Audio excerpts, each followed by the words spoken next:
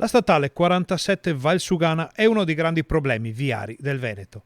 L'arteria, che un tempo poteva rispondere egregiamente alle esigenze della viabilità fra Padova e Trento, presenta oggi immense criticità che portano quotidianamente a disagi tanto per chi la utilizza quanto per chi vive nelle sue immediate vicinanze. Qualche esempio? Il tratto fra Limena e Cittadella, il punto nero di Rosà e tutta l'asta dei comuni della Val Brenta.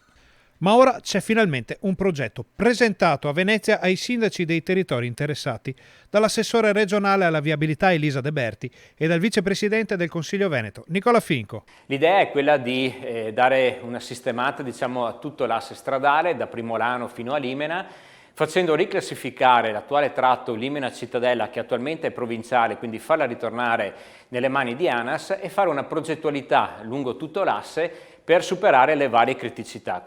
Non sarà facile trovare soluzioni da applicare ai vari punti critici come lo snodo di Carpanè o il collo di bottiglia di Rosà, dove lo spazio di manovra per intervenire sull'asse stradale è davvero minimo.